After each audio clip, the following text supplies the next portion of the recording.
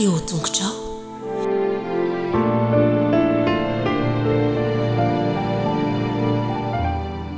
dia tonga eto amin'ny fotoana ifanaovantsika amin'Andriamanitra indray antsika ankehitriny a faly miarabanao a ny tenako a tratr'izao sabata maraina vaovao izao indray a ko mba nasanao ary a mba hiaraka hianatra eo an-tongotry Jesosy indray antsika ankehitriny.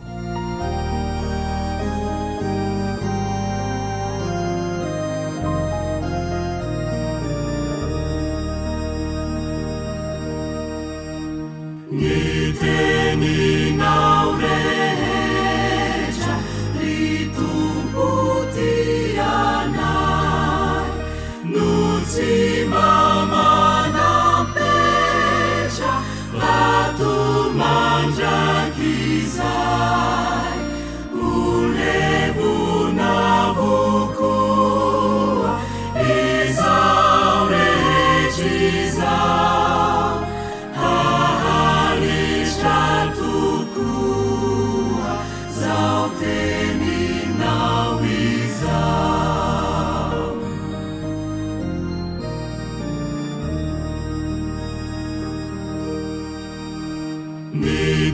Nitenini Baibuli nusabacetinai Angesini devuli lai fahavalunai Ramisima pauri kahusaizai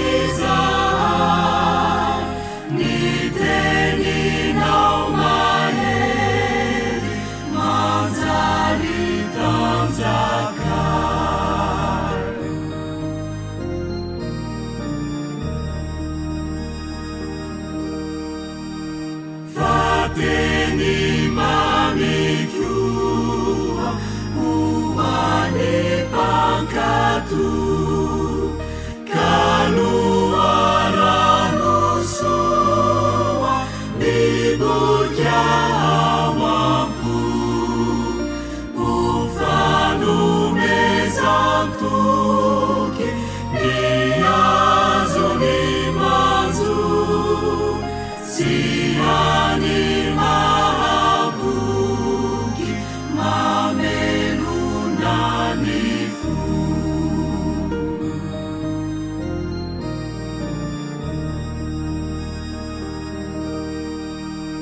Fateni mampisava niazimbeati fanilumanazava nidiauari manulupaendrena mananacanifu nilaza famonzena siluvatsimulu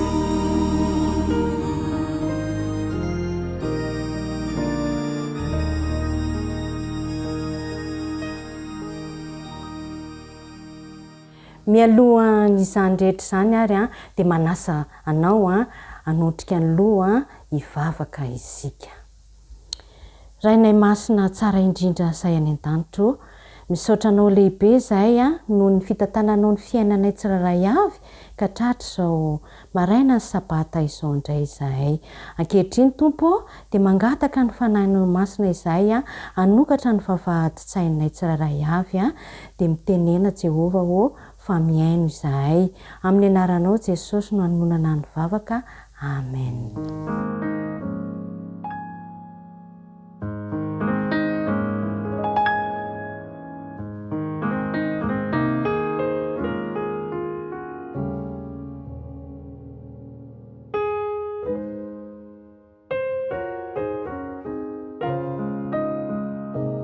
Ivony aty amin'ny faritra andrefa ny Dobo, toerana izay fandalovana sy mahazatra ny rehetra. Eto Dobo ny olona dia mijery anao tsara amin'ny masonao ary manantena arahaba avy aminao.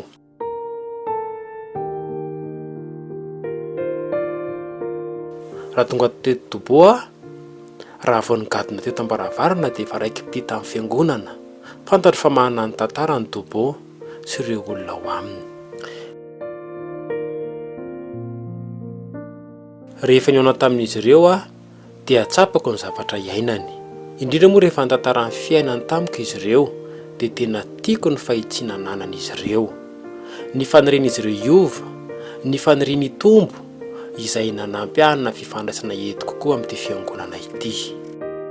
Firalahiana back to back no anaran'ity tarika ity. Ny ampiona tamiko reto tanora anankiromonina teto an-tanàna nanomboka ny resaka zahay dia nanontaniako izy ireo hoe raha mba anangana tarika hianatra baiboly dia namaly moa zareo hoe tena hevitra mety zany. Nanontaniako zareo hoe manana baiboly ve nareo dia namaly moa izy ireo hoe tsia, dia hoy aho hoe hitondrako baiboly nareo reo lahy amin'ny fotoanantsika manaraka. Ny baiboly noentiko azy ireo dia ny baiboly mpanova izao tontolo izao. Ny herinandro manaraka dia nanasa namana vaovao iray izy ireo izay nanontaniako ihany koa raha manana baiboly, dia namaly moa izy hoe tsy, ary tsy mbola nanana baiboly izany mihitsy teo aloha. Dia lasa nakany amin'ny fiarako naka ny baiboly mpanova izao tontolo izao, nomeko azy koa dia nanana baiboly mitovy izay efatra amin'ny rahalahy izao.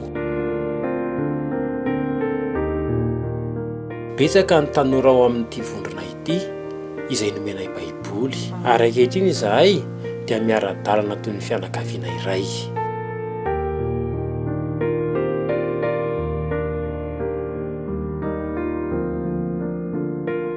Rob dia zazalahy iray izay tena nandalo fiovana lehibe tokoa.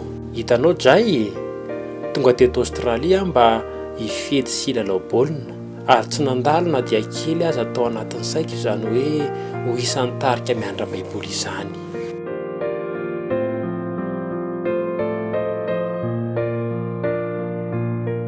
Robert no anarako, teraka tao Auckland tao Nouvelle-Zélande aho. Rehefa lehibe moa dia nilalao baolina kitra tao amin'ny firenena io. Nanambitana tokoa satria vao antso ilalao tamin'ny ekipan'ny Sydney ary nilalao tamin'ny fiadinan'ny tompon-dakeran-tany. Nanana olana nefa ao tany koa dia nalefa nody ary tsy nahazo niditra tao Aostralia nandritra ny 2 taona. Avy eo dia nisy ny antso raha toa ka mazoto hiverina ilalao indray ary hanao fiangana vaovao sy fanandramana vaovao miaraka amin'ny baolina kitra. Tiako ilay izy ary tamin'izany koa ny aonako tamin'ny Jay rehefa tonga tao a Dubo aho. Nandeha tao amin'ny toeram-pisotroana aho indray mandeha dia niteny tamiko ilay mpiambina hoe misy olona tiako ampiaonina aminao, dia nanontany moa hoe izy izany, dia hoy izy namaly hoe lehilahy iray antsoina hoe Jay, pastora izy. Dia tonga tao an-tranoko izy avy eo niaraka tamin'ny Jay ary izay ny aonako tamin'ny voalohany. Tena olona mihetsiketsika Jay, mahay mandray olona, faly lalandava, zara teo te hifanerasera amin'ny olona tsara.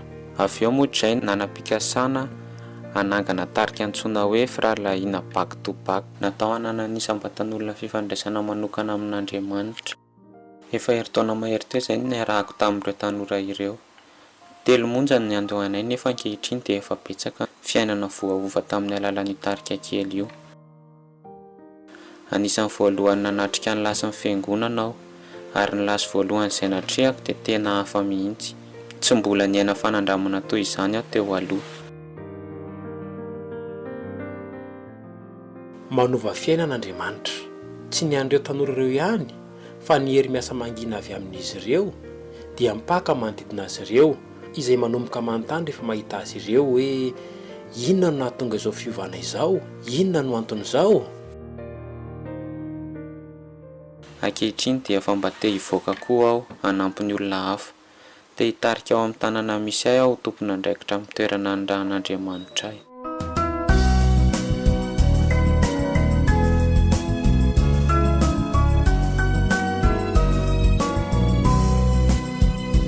Enisauchanao Jesu malalo chachizao futona mamizao yanaranai antunguchao izai pianachao kuambitenenale Jesu malalo izai ainuchalanao kahirote nyadamina itwecha kawampulaya kuambitenenare Jesu malalo izahai ainutsarana kahirate nyavyamina itwetsabetsaka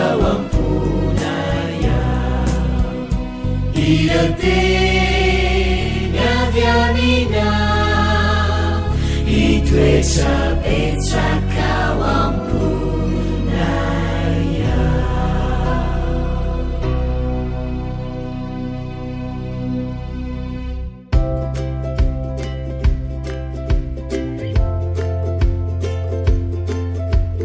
Manahoana daholo indray isika rankizy ny zazabotsy zazamonono indray tafaraka amin'izao sabata maraina izao. Faly miarabantsika rehetra ato tokantrano hoe dia andao hiaraka hivavaka hisaotra an'Andriamanitra noho ny fitahinany menantsika dia akamana ny tanana ahondrika ny loha akipy ny maso hiara hivavaka isika. Andriamanitra misaotra anao indray zahay fa tianao loatra dia omenao anjara fitahina indrindra amin'izao sabata izao mba hitsahatra hiaraka aminao. Dia omeo fanahy masina zahay fa hianatra ny teninao amin'ny anaran'i Jesosy. Amen. Lavaka teo an-tampon-trano. Izay indray ny lohatenin'ny tantara na ny lesona ny anarantsika nandritra ny herinandro. Mino aho fa mahay tsy anjery daholo ianareo rehetra. Dia izao no tsy anjerintsika aloha ataoko fa misy sakaiza ty mifikitra noho ny rahalahy aza. Iza mahay an'izay tsy anjery izay? Andao hiaraka merina daholo isika rehetrarehetra. Manisa telo indray isika. Isa, roa, telo. Fa misy sakaiza ty mifikitra noho ny rahalahy aza. Bravo! Mahay anie zanak dada sy neny. Dia maka toerana tsara indray izany izao fa hijery ny tantara isika dia mihaino tsara.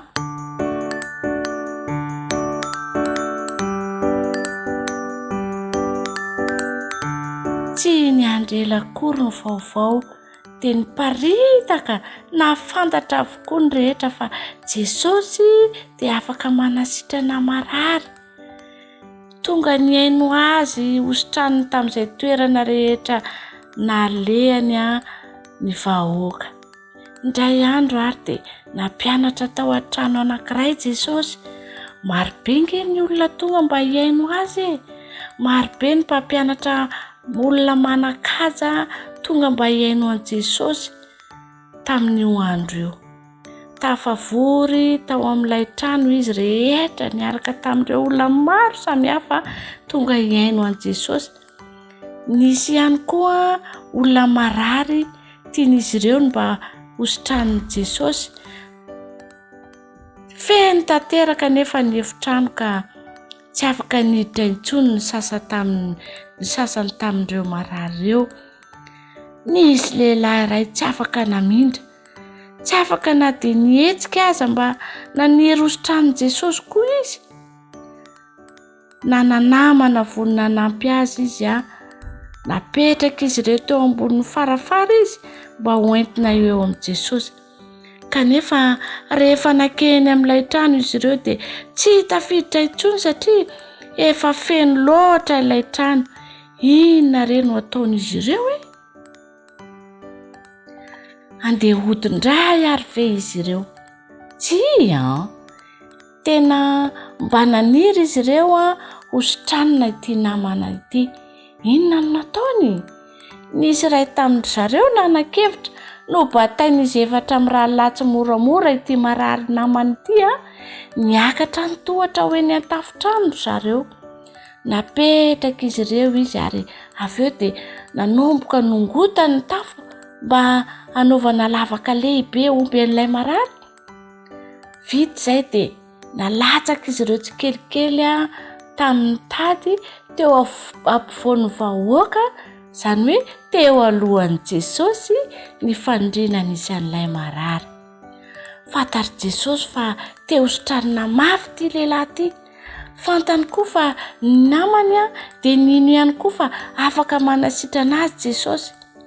dia niasa mafy izy ireo mba hanasitranana ny naman'izay marary.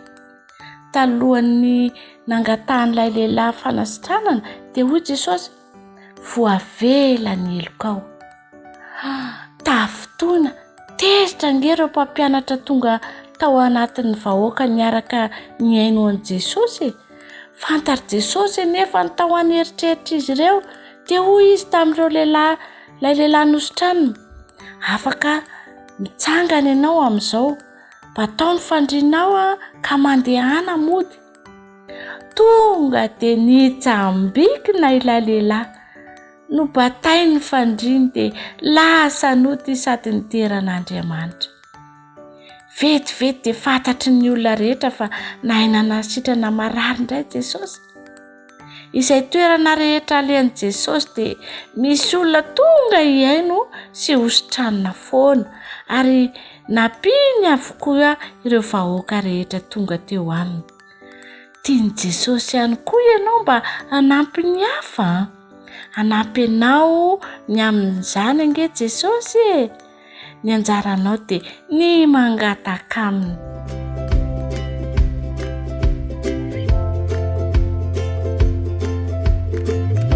Kokoa daholo ianareo rakizy namako, faly indrindra indray ny tenako tafaraka aminareo amin'ity sabata fitsahakana ity, hiaraka amin'ny herinety ny lohahevitra fahatelo isika izay manao hoe ny fiverenana ny ilay nandositra. Andao ange averina tsara ny fiverenan'ilay nandositra.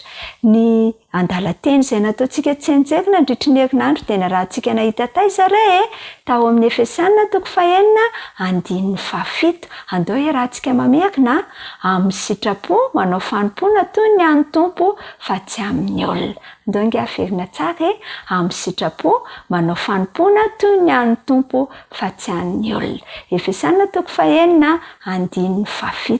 Manana hafatra mafonja ho antsika indray rakizy Jesosy tato anatin'ity lohahevitra ity izay mampianatra antsika fa afaka manompo an' Jesosy, afaka manompo an'Andriamanitra ny ankizy kely rehetra na dia ao an-trano aza. Ka dia ny fandrin'i Jesosy ho asy ianao zany dia izao hoe n'aiza n'aiza toerana misy antsika, indrindra fa ao an-trano dia afaka hanompo an' Jesosy isika. Dia andao indray aro arahana ny tantara.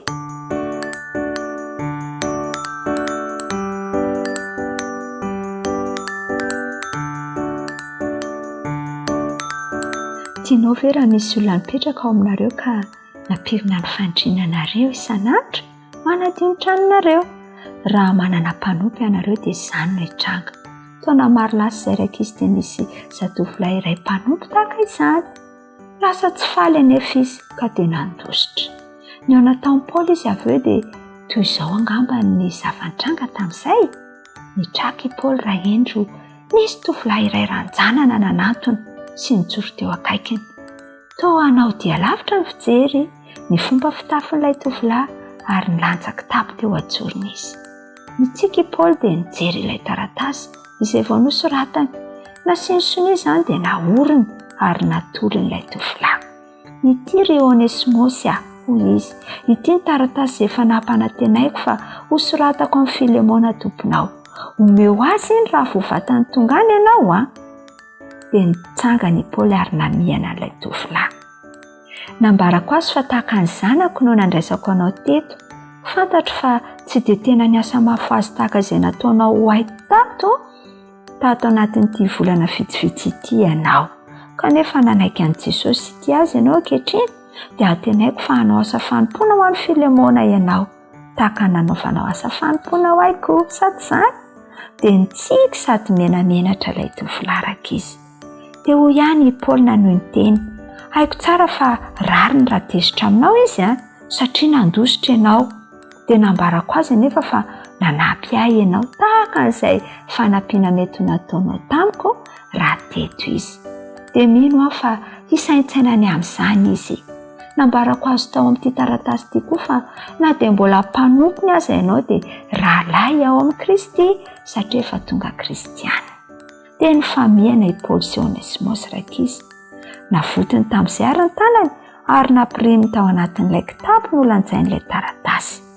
Raha iny ny tanondrika iny ilay tovolahy dia namafany ranomasina izy. Mino izy fa tsy nisy nahita izany.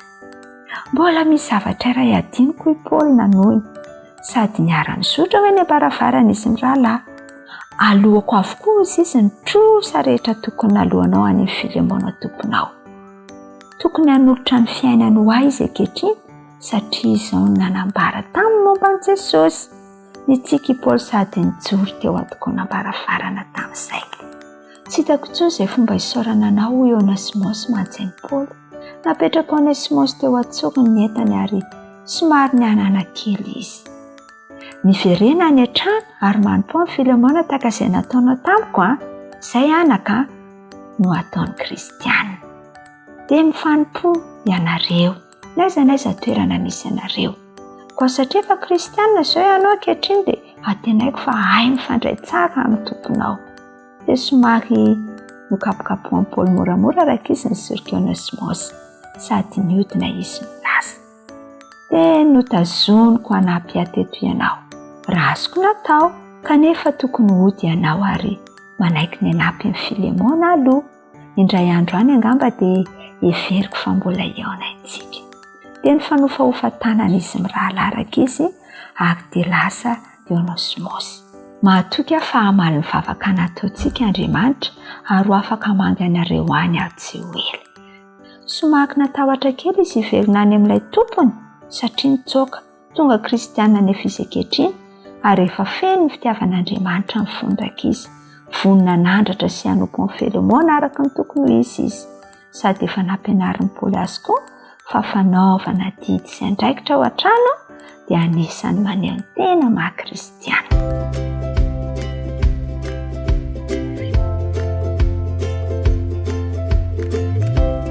Eny ary miaraba antsika tanora zandry indray. Anjarantsika indray zao niaraka merina ny lesona fahatelo. Teny fikasana tanteraka ny lohatenintsika. Tadita ny tsenjery, tao iarahana ary. Ny tompo tsy mahela ny teny fikasany, arak'izay ataony sasany ho fahelany. Fa maro-po aminareo izy, ka tsy tiany hisy ho very fa mba ho tonga ny fibebahan'izy rehetra. Petera 2:7-9. Tadidintsika moa zavatra nisy teo aloha. Teo amin'ny tendrombohitra Karmela no nisy an'ilay fifananana izay tena Andriamanitra. Andriamanitra mihitsy ny naniraka an'io ary te ampiseho Andriamanitra fa izy no Andriamanitra ny Andriamanitra rehetra. Te ampafantatra ny zanak'Israely izy fa tsy tokony hanompo andriamanikafa ny zanak'Israely fa izy ihany. Rehefa namaly tamin'ny alalan'ny afo Andriamanitra, teo no eo Andriamanitra, rehefa nivava kely dia tonga dia nivaliany teo no eo izy dia namaly izany. Rehefa vita izany dia nilaza tamin'ny Ahaba Elia fa hisy orana mivatravatra amin'izay rehefa avy eo. Dia nampiomany no amin'izany izy. Rehefa vita izay dia nivavaka teny tendrombohitra indray, teny tendrombohitra Karmela indray izany Elia. Nangataka tamin'Andriamanitra izy nirotsahany orana. Zavatra nahagaga tsy tahaka ny teo, tsy teo no eo dia nilatsaka ny orana. Fa nivavaka izy aloha indray mandeha, nasena nijereny mpanompony, misy famantarana ve? Dia mbola tsy nisy. Nandeha fandroany, fantelony, faefatra, fadimy, mbola tsy nisy ihany. Faneniny, mbola tsy nisy famantarana na kely akory ary. Fa nipitony izay vao nisy ny rahona kely famantarana. Nahatoky Elia fa Andriamanitra dia natanteraka ny teny fikasany sy izay efa nambarany fa ho ataony. Tsy niandry Elia hoe hisy rahona mainty be mitambatra ngeda be na hoe efa mitaika ny orana izay vao milaza izy fa ho avy ny orana, fa vao rahona kely fotsiny lavitra teny ambony ranomasina dia efa nahatoky izy fa valany izay. Tsy ny famendrehan'ny Elia velively na ny hoe reo vahoakany na hoe nahatoky Elia no nandefasan'Andriamanitra ny ranorana, fa satria Andriamanitra efa niteny fa handatsaka ny ranorana dia no tanterahany izany. Ary izay no nampianarana antsika nandritra ny herinandro fa Andriamanitra dia manatanteraka ny teny fikasany mandrakariva. Maro ny zavatra ambarany amintsika dia rehefa niteneniny izany dia tanteraka izany, aza matahotra fa ho tanterahan'Andriamanitra izany. Izay no nampianariny an'i Elia tao anatin'io tantara io. Misy fotoana izy mamaly eo eo, fa misy fotoana izy mila mangataka foana isika ary manatena foana isika fa Andriamanitra rehefa niteny fa natanteraka dia tanterahany izany.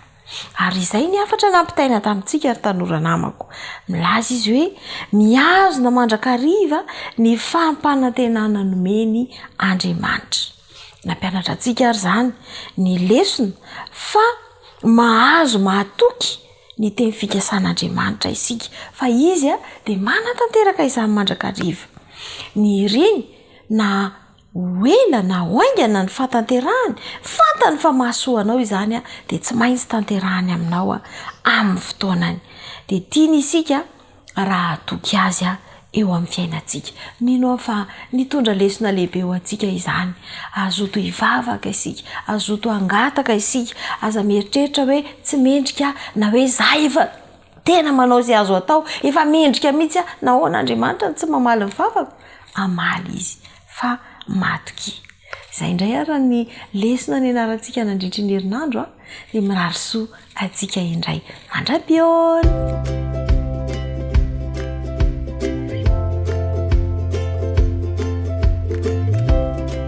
Faly miaraba ny tanora mampanto rehetra indray, ny tanora 13 taona sy 14 taona rehetra. Miaraba ihany koa ny ray aman-dreny, ny zoky, ny zandry rehetra ihany koa.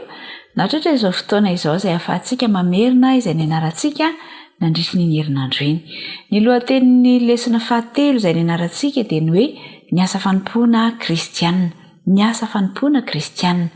Ny tsenjery dia tao amin'ny Jaona 7:20 andininy 5:30. Andao hoe raha antsika mamerina izany. Izany no ahafantaran'ny olona rehetra fa mpianatra ianareo raha mifankatia.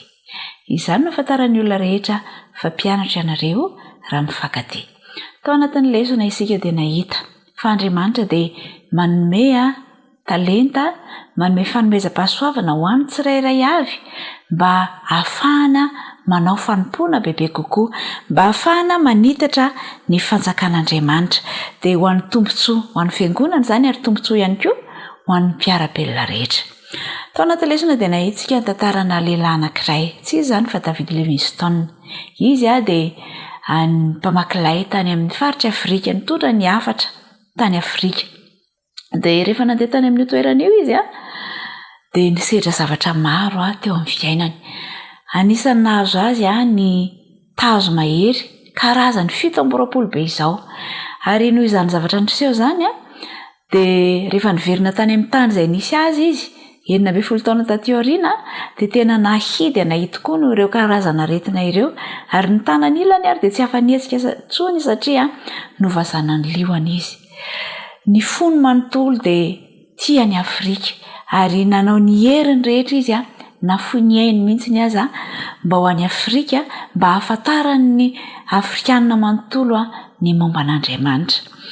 Maty moa izy taty aoriana ary rehefa maty izy dia nosorany reto Afrikanina reto afofomanitra raha zava-manitra ny vatany fa ny fony kosa dia nesoriny izy ireo ary naleviny teo anaty fakakazo anankiray izay efa antitra.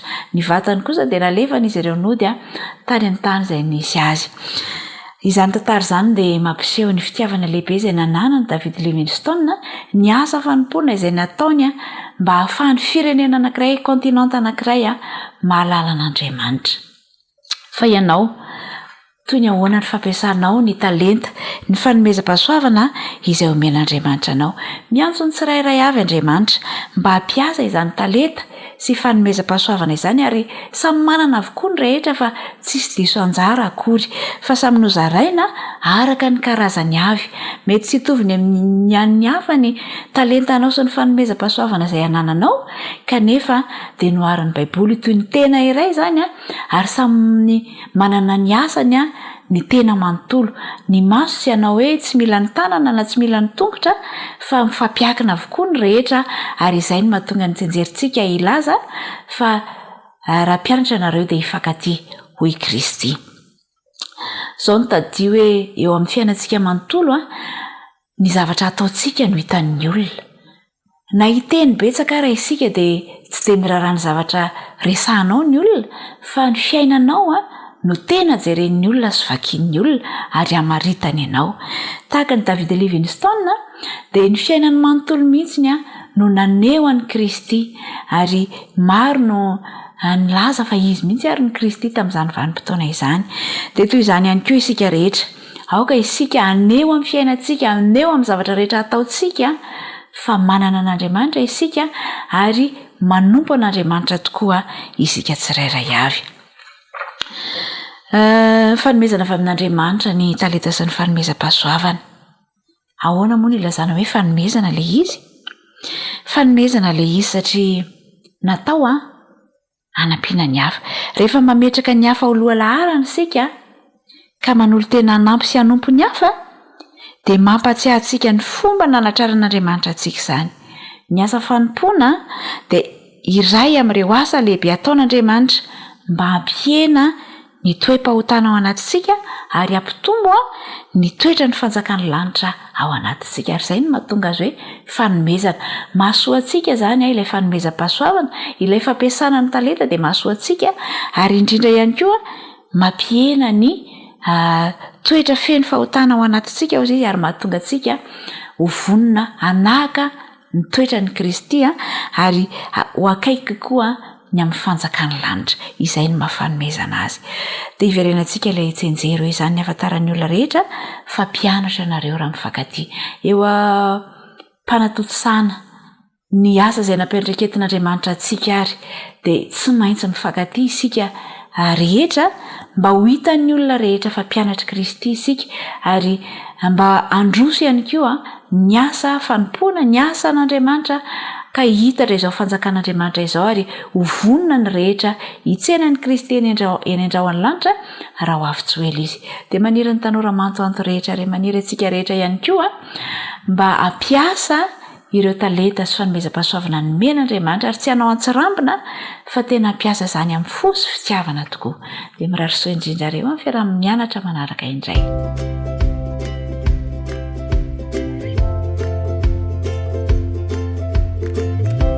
Dia falindray ry tanora namako, ry zatovy namako, hiara-hianatra amintsika ny tenin'Andriamanitra amin'izao sabata izao. Miarabantsika aloha tratra sabata isika mianakavy.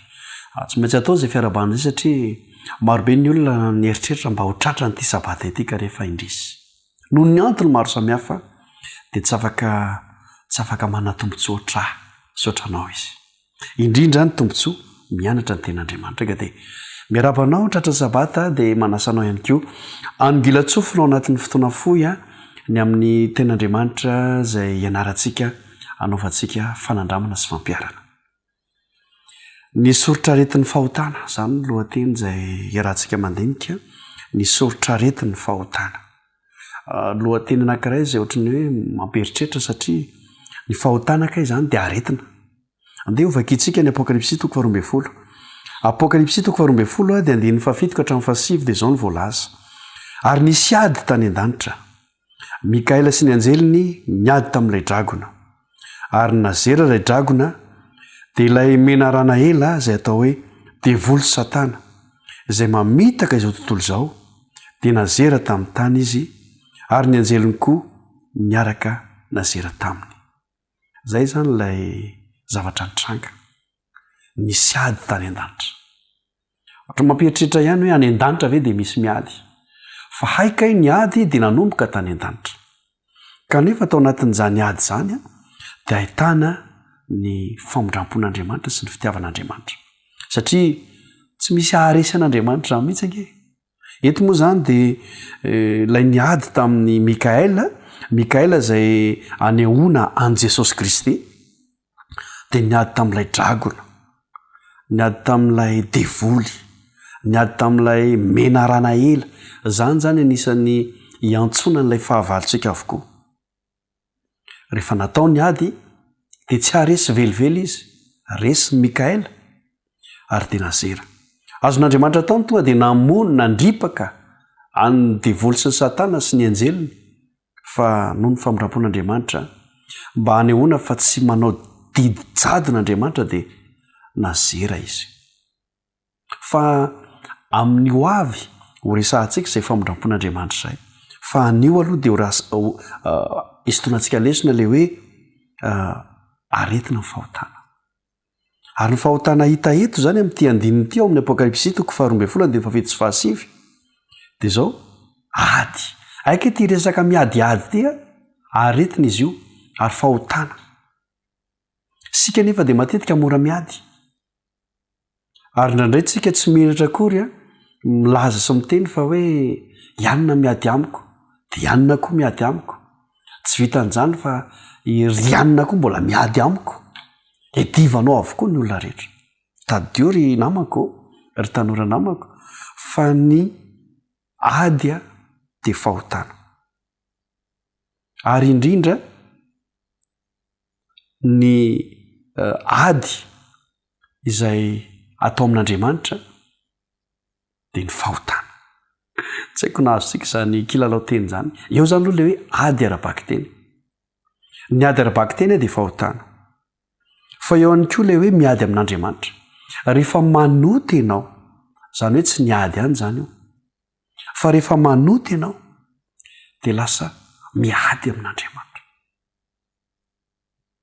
kanefa ao anatin'izany ady izay fahotana ataonao amin'Andriamanitra izany dia ho isika tena am-piandohana hoe hitantaratra ao anatin'izany ny famondram-pon'Andriamanitra raha ny tokony ho izy dia naharingana avy hatrany ny devoly sy ny tariny rehetrarehetra no potehina no levolina fa tsy nataon'Andriamanitra izany satria tian'Andriamanitra aseho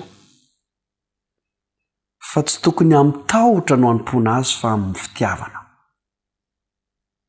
ary eto dia mbola izingizinina zany amin'ity sabata ity fa noho ny fitiavan'Andriamanitra sy ny famondram-pon'Andriamanitra mbola toyna zao mbola natoy izao antsika fa tsika io koa ngerana tena marina raha nitoetra antsika ny ady ataontsika isan'andro io itsika tsy ahoatsahoana io dia miady aman'olona sy ny sisa ireo fahotana samihafa tokony efa naharinga antsika tokony efa nipotehina isika tokony efa nolevolina isika fa mbola ao anatin'ilay hoe famondram-pon'Andriamanitra isika kanefa aza ararotina fa ho avy fotoana tsy maintsy hamongorina tanteraka n'izany fahotana izany ary andevonana tanteraka ny devoly sy ny firongony mba tsy ho ao anatin'izany ny ianao ka mba hahatonga anao tsy ho ao anatin'izany dia zao aretina ny fahotana ialao ny fahotana anisan'izany ty hoe miady sy makamaka ala olona ty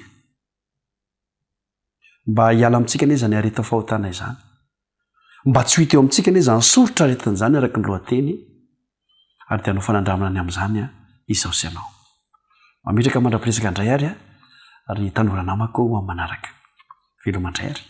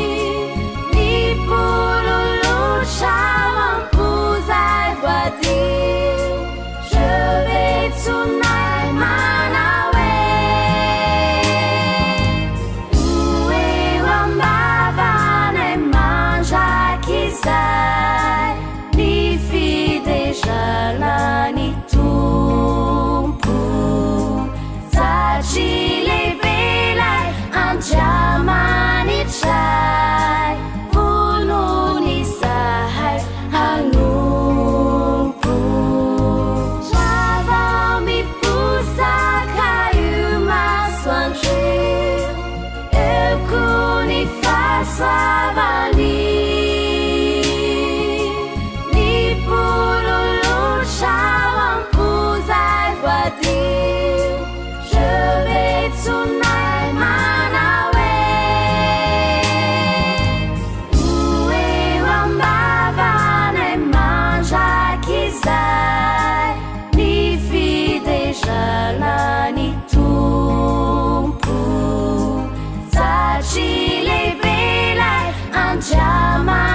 Jamanitrai vononi zahay hanompo satria lehibe anjamanitrai vononi zahay hanompo azy. Mamerina ny iaraba antsika rehetra indray natratra izao fotoana izao izay miarenantsika ny lohevitra fahatelo ho an'ny tanora zokiny izay ndresantsika ny amin'ny hoe ny fanalahidin'ny fahafatesana. Ny fanalahidin'ny fahafatesana. Ny toko fotsitra izay hitantsika tamin'ny herinandro iny dia ny Korintiana voalohany toko 5:10. Dia asaiko ianao mba hamerina ilay andininy izay novidinao mba ho atao tsenjery ary tao anatin'izay toko izay. Rehefa izay dia andeha ho jerentsika indray ary hoe inona ary ny zavatra nresantsika ary tao anatin'izay fotoana izay nresantsika ny amin'ny fanalahidin'ny fahafatesana. Nisy teny anankiroa izay hitantsika tao dia ny Sheol sy ny Hades. Ny Sheol dia teny Hebreo ary ny Hades kosa dia teny Grika. Fampiasa teo amin'ny tontolo Grika ny teny hoe Hades ary hita 120 ao amin'ny testamenta vaovao izany teny izany. Ny heviny amin'ny testamenta vaovao dia tsy voatery hitovy amin'ilay tontolo kevitra izay nampiasain'ny Grika tamin'izany fotoana izany nareo filozofa Grika fa amin'ny ankapobeny dia nilazana ny hoe fahasanana elo na fiainan-tsy hita izany teny izany. Ka ho jerentsika ary hoe inona tokoa moa ary ny zavatra fonosany izany teny izany mba hitantsika marimarina tokoa hoe inona tokoa ny any ambadiky ny fahafatesana arak'ilay lohahevitry ntsika mandritra ny telo volana ny hoe any ankoatra ny fahafatesana raha miresaka an'izany hoe Sheol sy Hades izany isika. Ao amin'ny Salamo 119:10 dia nisy teny toy izao hoe fa tsy hofoinao ho any amin'ny Sheol na ny fiainatsy hita ny haiko tsy hamela ny iray masina ho latsaka amin'ny lavaka ianao. Io teny io dia naverin'ny apôstôly Paoly ao amin'ny asan'ny apôstôly toko 2:7-20 dia nilazainy fa hoe tsy hofoinao any amin'ny Hades ny haiko ary tsy hamela ny iray masina ho tratry ny loha ianao. Hita eo amin'ireo tenireo fa misy mitovy ireo zavatra ireo izany hoe miresaka fiainatsy hita ilay teny. Ahitantsika ny tena hevitry ny Hades ihany koa ny Mateo 2:20-20 dia izao no voalaza hoe ianao ny Petera ary ambonin'ny ity vatolampy ity no ahoriko ny fiangonako ary ny vavahadin'ny fiainatsy hita tsy haharesy azy. Ny vavahadin'ny fiainatsy hita dia araka ny dikateny amboniny eto Madagasikara dia lazainy hoe vavahadin'ny fasana. Raha miresaka ny Hades zany tsika dia toy ny hoe toerana anankiray misy vavahady, toerana maizina sy mangina no anoritsoritany baiboly an'izany ary Joba raha moa rehefa tao anatin'ny fanaintainana sy ny fitsapana izay nahazo azy izy dia naniry hidina any amin'izany toerana izany, toerana mangingina. Raha totokoa moa ka eritreretina hoe afo be na toerana fampijaliana izany toerana izany dia naniry ho any ve Joba?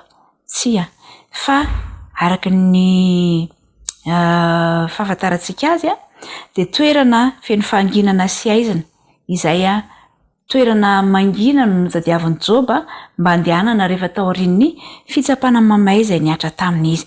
Ka eto izany dia mazava tsara fa raha miresaka hoe Hades na Sheol dia tsy hoe miany amin'ny afo be akory fa na hoe any amin'ny afofandiovana fa mazava tsara fa rehefa maty ny olona anankiray ao amin'ny fasana dia any amin'ny toerana maizina toerana mangina ary araka ny voalazan'ny mpitoryteny raha moa toko 7:5 sy ny 10 dia hoe ny maty dia tsy mahalala na inona na inona tsy mahalala na inona na inona fa toy ny hoe anaty torimaso lalina tsy misy nofy tsy misy inona fa ao anatin'ny fahanginana tanteraka matory izy ireo ary miandra ny fihevian'i Kristy fandrony amoa azy ireo indray rehefa ho avy izay fotoana izay.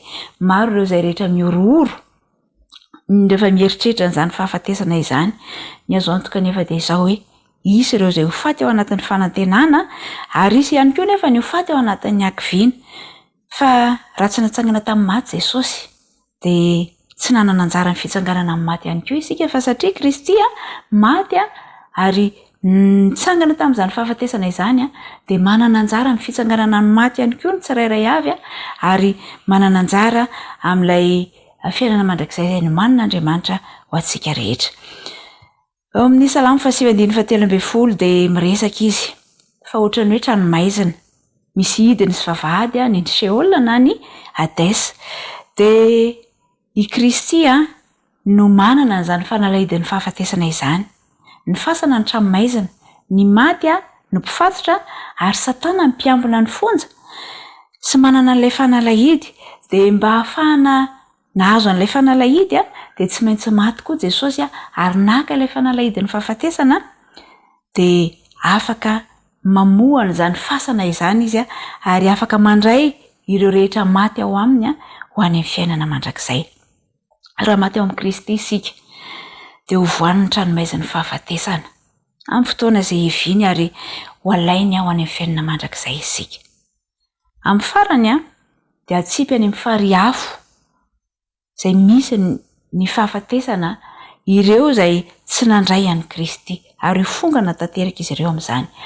Mazava zany ny voalazan'ny soratra masina fa tsy hoe vao maty ny olona iray dia makany amin'ny afo fariafo akory na any amin'ny zavatra hafa fa rehefa maty ny olona anankiray dia mandry ao amin'ny fasana ary miandry indray ilay manana ny fanalahidin'ny fahafatesana dia Jesosy mba hamoa azy ho any amin'ny fiainana mandrakizay.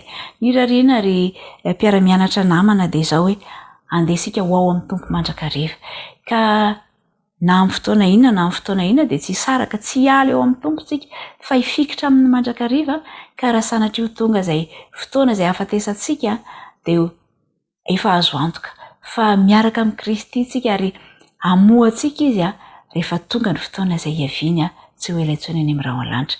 Dia mirary ny soa indrindra reo antsika rehetra ary maniry fiara-mianatra mahafinaritra hatrany amintsika.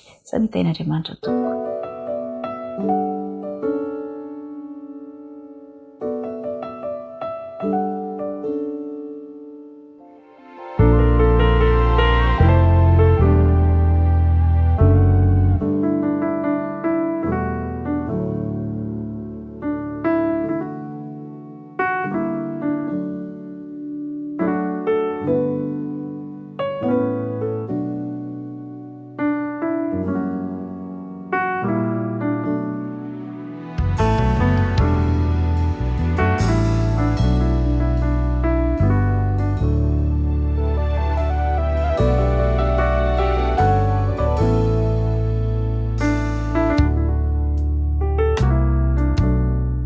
Soran'Andriamanitra tsika no ny nahinosika ny leson'ny ankizy sy ny tanora. Izao sika kosa dia teo amin'ny famotinana ny lesony lehibe ary ankehitriny dia midina izany lesona izany tsika mba ahazoantsika indray miara mamerina sy manafatrafatra ny hevi-dehibe izay tokony ho raisitsika sy ny lesona raisitsika ao anatin'ny lesona fahatelo. Ary vavaka sika alohan'ny hijerevantsika ny amin'tinana izany lesona izany.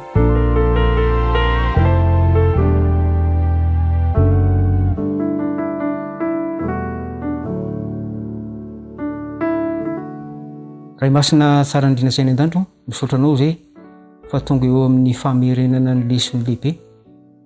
Ny fanamasina anie no menao anay mba ahazoanay mahatakatra sy mandraindray ny tarotalana rehetra avy amin'ny teninao mba hitondra fahendrena sy fahalalanao anay zany azoany mitombo amin'ny fanompolanao ny anarana Jesosy ny metrana bavaka amen.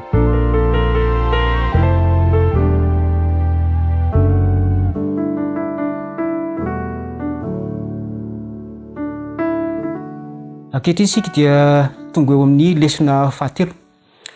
Raha somaro jerevana ny lohateny lehibe mandritra ty telo volana ty dia mitondra ny lohahevitra hoe ny fahafatesana sy ny fiainana mandrakizay. Hitantsika tao amin'ny lesona voalohany fa Andriamanitra dia nampanantena fiainana mandrakizay ao aorianany fahafatesana. Fampanantenana amin'ny teny fikasana izay fanomen'Andriamanitra zany. Ary nefa fantatsika tao amin'ny lesona voalohany fa misomban'ny fandikan-dalàna zany ary zany niteraka ny fahafatesana. Ary lesona faharoa dia nampiseho ny vokatra ny fandikan-dalàna zany teo amin'ny olombelona zany ilay nitarika fahafatesana. Amin'ity lesona fahatelo ty kosa izy satria voatsindry tany amin'ny lesona faharoa fa ny fahafatesana dia miseho amin'ny endrika maro samihafa ankehitriny. Ary ny tianao marina dia le amin'ilay fitaka satana eo amin'ny fitaka faharoa izay nolazainy fa tsy ho faty tsy akory ianareo. Izany hoe io dia navadiky satana fa ao aorian'ny fahafatesana dia mbola misy fahavelomana. Ary matetika izay foto-kevitra izay no nahazo laka teo amin'ny fiarahamonina ary maro ny olona no miezaka mampifandrindra ny tenin'ny satana sy ny an'Andriamanitra nefa zavatra tsy tokony ifandrindra akory izy ireo satria tsisy hitambaran'ny fahamarinana sy ny fahatsoa-kevitra mihitsy. Ary izay no resansika amin'ity amin'ny lesona fahatelo ty hoe mahatakatra ny toetry ny olombelona. Zany hoe amin'ny alalan'ny rafitra tamina mironon'Andriamanitra azy tany ambeolohany no azahoana manala sarona ity lainga sy fitaka izay natao ny amin'ny fanahy tsy mety maty izay maneho fa ao aorian'ny fahafatesana dia mbola misy fahavelomana ho an'ny olombelona zany. Kanefa hitantsika fa tanatin'ny soratra masina dia manala sarona zany fitaka sy lainga izany amin'ity lesona fahatelo ty. Satria voalaza ato satria tsy maintsy miverina any amin'ny loharano isika any am-boalohany satria any ihany no azahoana mijery sy analan'ny soratra masina sarona io lainga sy fitaka io. Satria raha jerena ny rafitr'olombelona tany ampamorona azy dia zao ny voalazan'ny Genesisy. Genesisy toko faharoa ary ny andininy fahafito. Ny olombelona dia voalaza ao amin'io fa hoe fofinaina nampiana vovotany. Vovotany nampiana fofinaina no namoronana ny olombelona. Izay no lazain'ny soratra masina ary izay dia midika fa ireo no manambatra ny atao hoe fanahy velona na olombelona. Vovotany nampiana fofinaina. Ary ny fampianarana izay voizina mahazo laka eo amin'ny fivavahana sy ny filozofia ny hevitsain'olombelona ankehitriny dia milaza fa io fofinaina io izay lazain'ny Genesisy na izay valaza fa io no maleo tena ary io mbola velona fa ny vatana kosa dia lasa any amin'ny vovoka. Fa ny fofinaina kosa dia mbola mandeha ary amin'ny alalan'izay foto-kevitra zay no ivoizana eo amin'ny fiarahamonina sy ny tontolo rehetra. Ary mandraka ankehitriny hatrany amin'ny Adama ka mandraka ankehitriny dia mbola mahazo laka zany fampianarana izany ary izay mitarika ny olona amin'ny lalan-diso izay tsy azahoana manatratra ilay drafitra nomen'Andriamanitra hamerenana ny olona ho amin'ny fiainana mandrakizay. Ary ny toko sy andininy manaraka ara dia mbola milaza izay fanampina izany ny any amin'ny mpitory-teny. Ny mpitory-teny toko faharoa amby folo. Toko faharoa amby folo dia milaza toy izao ny amin'ny fanampy zay voalaza teo. Toko faharoa amby folo and efafito dia izao no voambara amin'ny anaran'i Jesosy. Ka ny vovoka dia iverina ny amin'ny tany ho toy teo, fa ny fanahy kosa iverina amin'Andriamanitra izay nanome iny. Ilay voalaza dia hoe ny olona rehefa maty dia iverina ho any amin'ny vovoka, ary amin'ny alalan'izay fiverenana any amin'ny vovoka izay no mahatonga azy ao anatin'ny tontolon'ny fahafatesana. Fa ilay fofinaina kosa izay nomen'Andriamanitra dia tsy afa-misaraka amin'ny vovoka, ary izay no manome olombelona fanahy velona hozy izy amin'ny teny hafa. Izay no manomena tao olombelona, fa tsy hoe ilay fofinaina izay lazaina fa miala dia miverina mankany amin'Andriamanitra, ary mbola iny no lazaina fa mbola misy fiainana hafa any ambadiky ny fahafatesana. Dia fampianarana izay nivizy Satana hatramin'izay ary mahazo vana mandraka ankehitriny. Ary ny mampalahelo azy dia izao hoe ohatra ny moramora amin'ny olona kokoa ny mino ny lainga sy fitaka, ary mahagaga mihitsy zany satria mora raisin'ny olona tokoa ny zavatra diso matetika, ary mampalahelo zany. Ary soa ihany fa nanana an'ity lesona fahatelontsika izay manokatra fa any aorianana fahafatesana dia tsy misy fahavelomana tsony ny olona fa matory eo amin'ny tany.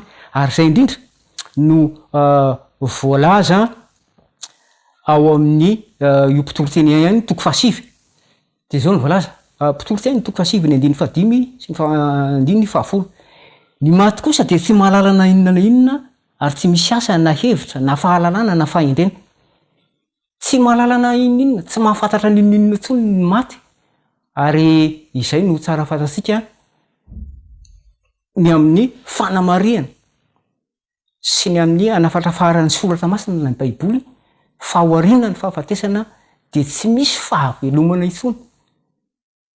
Ary ankehitriny dia isoratran'Andriamanitra noho ny fahafantarantsika fa ny zavatra mpanantenana ny soratra masina kosa dia aorian'ny fahafatesana izay tsy alalan'ny maty na inona na intsony, tsy ahafahany manao na inona na inona intsony, dia mampanantena Andriamanitra fa ahazo fiainana mandrakizay izay mino, satria ny fitsanganana amin'ny maty no ao aorian'ny fahafatesana izay lalovan'ny olombelona, ary mampanantena fiainana mandrakizay amin'ny alalan'i Jesosy Kristy. Ary io indrindra ny zava-dehibe izay mitondra amin'ny sain'ny olombelona mandanjalanja izay mifanandrify indrindra amin'ny zavatra ilain'ny olombelona, dia ny amin'ny fiainana mandrakizay izay iverena ny zavatra rehetra amin'ny lohany arak'izay nahariana azy tamin'ny fahalavorariana tany amin'ny famoronana zany. Izay no lesony lehibe, ary isaorantsika no azotsika nandinika fa manana fanantenana lehibe aorian'ny fahafatesana izay tsy ahalalana na inona na intsony izay rehetra mino ny fanambarana izay ataon'ny Baiboly. Ary izao no andalan-teny ho famarana antsika azy voalaza ao amin'ny herin'ny fanandrana mikasika izay rehetra voalaza teo famotinana. Ny boky herin'ny fanandrana pejy 270 sy 500 dia izao no voalaza hoe tsy misy ahitana teny mihitsy ao amin'ny soratra masina fa amin'ny fahafatesana no andraisan'ny tsara fanahy ny valisoana na ny ratsy fanahy ny famaizana azy. Tsy namela fanomezan-toko toy izany ny patriarika sy ny mpaminana, tsy nanao teny indray mbavakory amin'izany Kristy sy ny mpaminana sy ny apôstôly. Ny Baiboly dia mampianatra mazava fa tsy mandeha avy hatrany any an-danitra ny maty, aseho ao fa matory izy ireo mandra-pahatonga ny fitsanganana amin'ny maty. Saorantsika Andriamanitra noho izany fampanantena azy omeny antsika izany, izay manome toko etsika ny amin'ny faniriana lalina ho an'ny olombelona mba hiverina any fiainana mandrakizay amin'ny alàn'ny fitsanganana maty rehefa ho avy Kristy.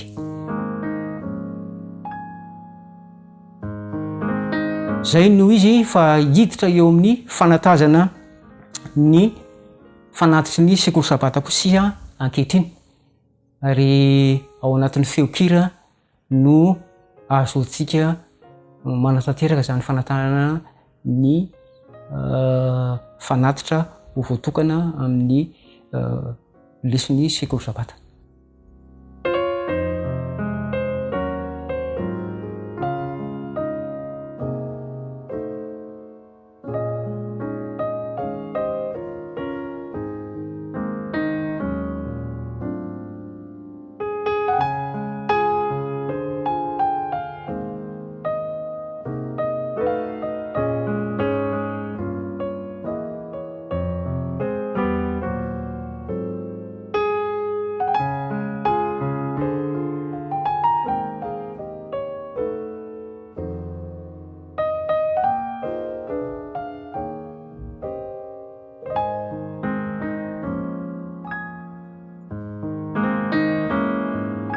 Iara ivavaka sika amarana sika azy tanteraka.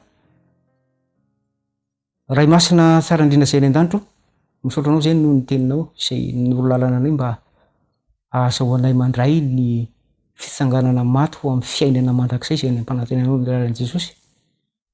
Misaotranao koa zay no ny ahafahanay manolotra ny fanatitra zay ampandrosoana sy velarana eo amin'ny fianarana ny teninao. Ta io zany mba ahavita-betsaka eo amin'ny fanaparitahana ny famonjena amin'ny alalan'ny drafitra sy efa nomenao. Amin'ny anaran'i Jesosy nametrahana vavaka zany. Amen.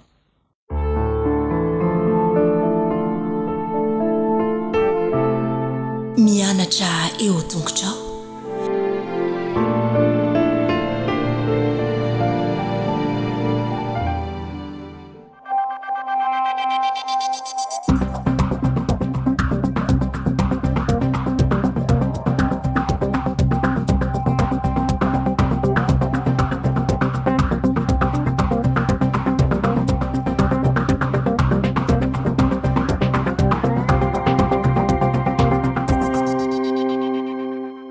Mbola faly miarabantsika rehetra indray natratra ny zao sabata maraina mahafinaritra izao indray.